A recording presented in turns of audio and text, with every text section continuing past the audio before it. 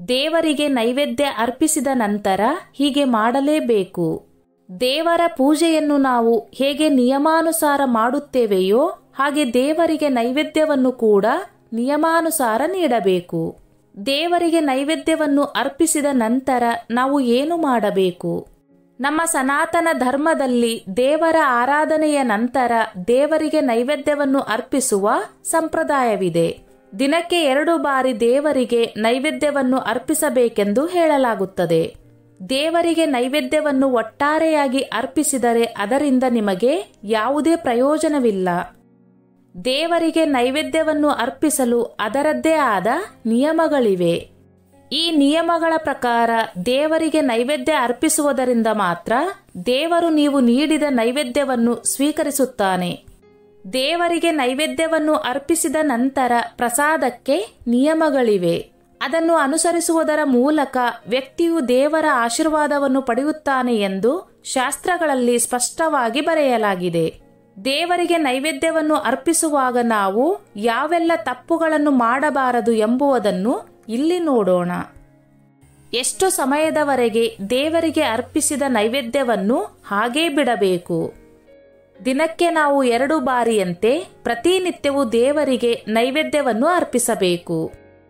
ಆದರೆ ಲಡ್ಡು ಗೋಪಾಲನಿಗೆ ನೈವೇದ್ಯವನ್ನು ಅರ್ಪಿಸುವಾಗ ದಿನಕ್ಕೆ 4 ರಿಂದ 5 ಬಾರಿ ನೈವೇದ್ಯವನ್ನು ಅರ್ಪಿಸಬೇಕು. ಅನೇಕ ಜನರು ದೇವರಿಗೆ ನೈವೇದ್ಯವನ್ನು ಅರ್ಪಿಸಿದ ನಂತರ ಆ ನೈವೇದ್ಯವನ್ನು ದೇವಸ್ಥಾನದಲ್ಲೇ ಅಥವಾ ದೇವರ ಕೋಣೆಯಲ್ಲೇ ಇಟ್ಟಿರುತ್ತಾರೆ.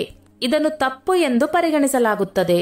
ದೇವರಿಗೆ ನೈವೇದ್ಯವನ್ನು ಅರ್ಪಿಸಿದ ನಂತರ 5 ರಿಂದ 7 ನಿಮಿಷಗಳ ಕಾಲ ಆ ನೈವೇದ್ಯವನ್ನು ಅಲ್ಲಿಯೇ ಬಿಟ್ಟು ನಂತರ ಅದನ್ನು ಪ್ರಸಾದದ ರೂಪದಲ್ಲಿ ತೆಗೆದುಕೊಳ್ಳಬೇಕು.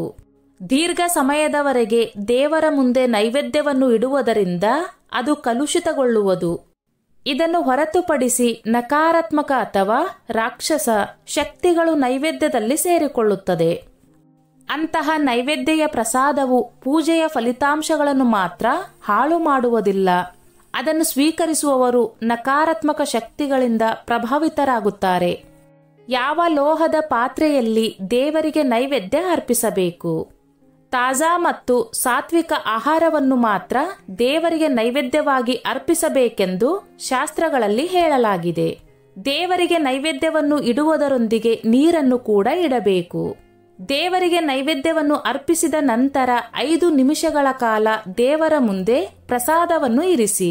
ಅದರ ನಂತರ ಪ್ರಸಾದವನ್ನು ಎತ್ತಿಕೊಂಡು ಇತರರಿಗೆ ಹಂಚಬೇಕು. ಆದಷ್ಟು ಜನರಿಗೆ ಪ್ರಸಾದ ವಿತರಿಸಬೇಕು.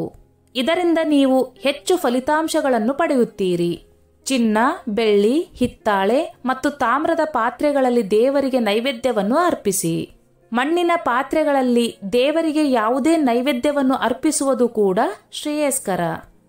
ನೈವೇದ್ಯ ಅರ್ಪಿಸುವಾಗ ಮೊದಲು ಇಷ್ಟ ದೇವತೆಯನ್ನು ಪ್ರಾರ್ಥಿಸಿ ದೇವರ ಮುಂದೆ ನೆಲದ ಮೇಲೆ ಮಂಡಲವನ್ನು ಎಳೆಯಿರಿ.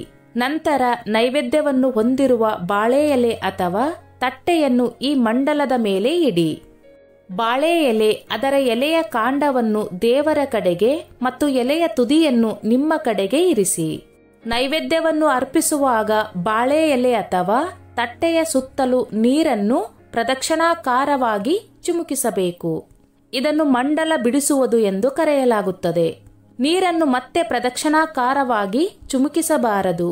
ಇವೆಲ್ಲವನ್ನು ಮಾಡಲು ನಿಮಗೆ ಅರ್ಥವಾಗದಿದ್ದರೆ ಕೊನೆಯ ಪಕ್ಷ ನೈವೇದ್ಯದ ಮೇಲೆ 2 ತುಳಸಿ ಎಲೆಗಳಿಂದ ನೀರನ್ನು ಪ್ರೋಕ್ಷಿಸಬೇಕು.